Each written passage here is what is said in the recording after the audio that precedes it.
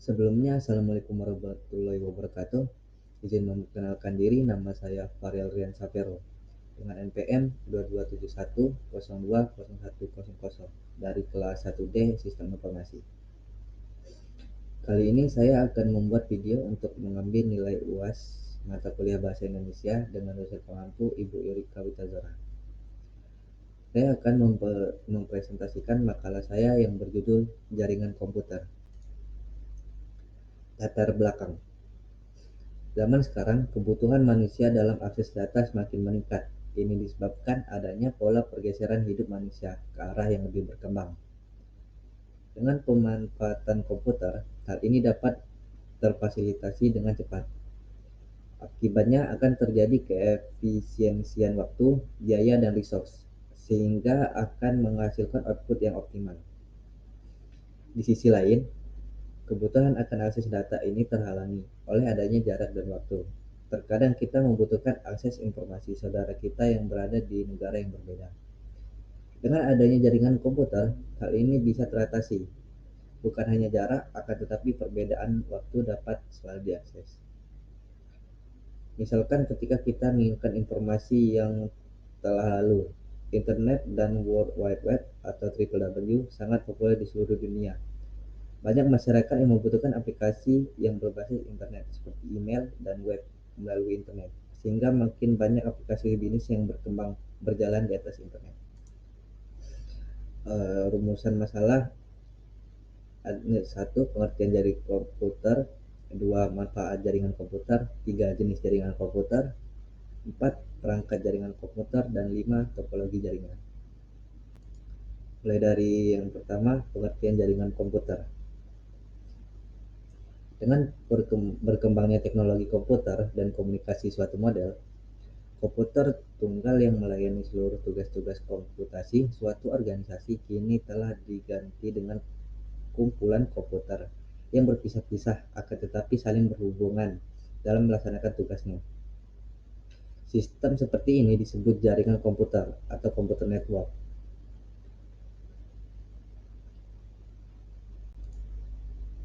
Selanjutnya ada manfaat jaringan komputer. Ada beberapa manfaat jaringan komputer bagi manusia dapat dikelompokkan pada jaringan untuk perusahaan, jaringan umum, dan masalah sosial jaringan. Yang pertama, jaringan untuk perusahaan atau organisasi. Perusahaan atau organisasi dalam membangun jaringan komputer di perusahaan atau organisasi akan ada beberapa keuntungan yang dapat diperoleh dalam hal-hal resource sharing, reliabilitas tinggi, lebih ekonomis, skalabilitas, dan media komunikasi. Yang kedua, jaringan untuk umum.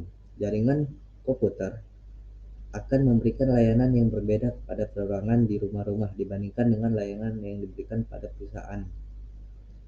Yang ketiga, masalah sosial jaringan. Penggunaan jaringan oleh masyarakat luas akan menyebabkan masalah-masalah sosial, etika, dan politik. Internet telah masuk ke segala penjuru kehidupan masyarakat. Semua orang dapat memanfaatkannya tanpa memandang status sosial, usia, atau jenis kelamin.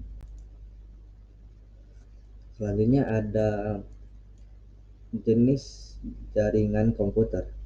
Yang pertama ada Local Area Network. Local Area Network atau LAN merupakan jaringan milik pribadi di dalam sebuah gedung atau kampus yang berukuran sampai beberapa kilometer. Yang kedua, Metropolitan Area Network.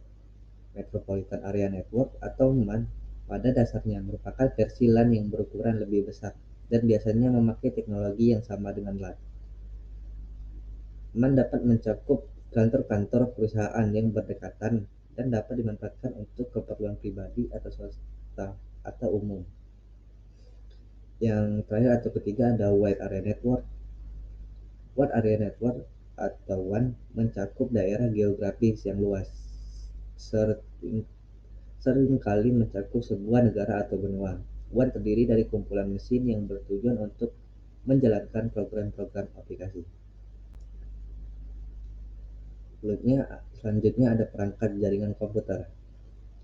Ada beberapa perangkat yang digunakan pada jaringan komputer, yaitu salah satunya kabel yang biasa digunakan untuk seperti kabel UTP, kabel koaksial, dan serat optik. Yang ketiga, Eternal Card.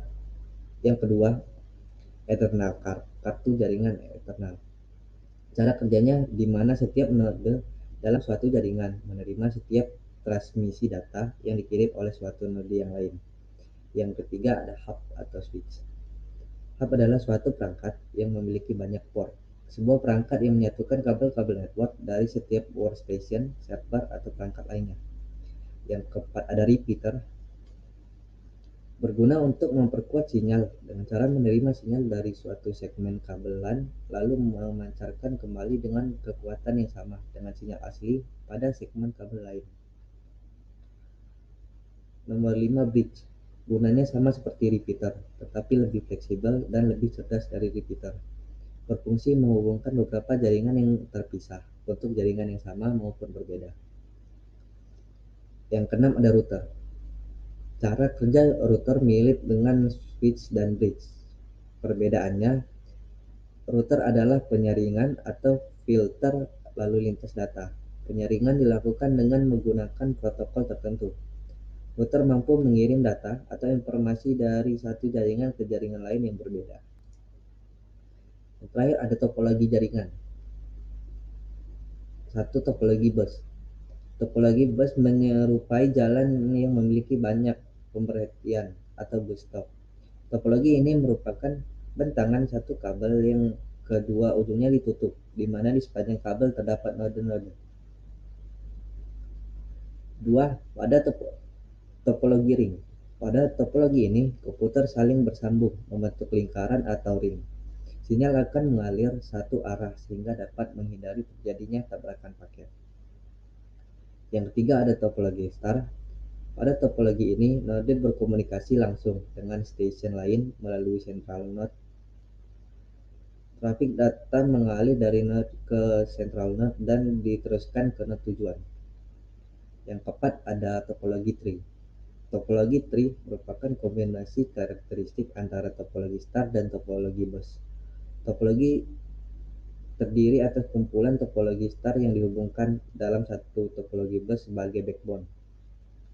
Yang terakhir atau kelima ada topologi mesh.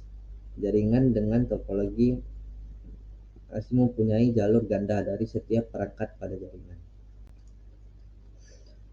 Kesimpulan, jaringan komputer adalah sebuah sistem yang terdiri atas beberapa komputer yang didesain sedemikian rupa sebagaimana tujuan utamanya, yakni untuk dapat berbagi sumber daya, berkomunikasi, dan dapat mengakses informasi. Sementara menurut pembagiannya, jaringan komputer dapat dibedakan menjadi dua jenis, yakni jaringan terdistribusi dan jaringan tersentralisasi. Jaringan terdistribusi adalah jaringan komputer yang cara kerjanya dilakukan oleh semua perangkat komputer di dalamnya. Ini berarti tidak ada perbedaan antara server dengan klien, sedangkan jaringan tersentralisasi adalah jaringan komputer yang cara kerjanya berbeda, baik itu server maupun klien. Pemusatan jaringan komputer tersentralisasi adalah pada komputer server.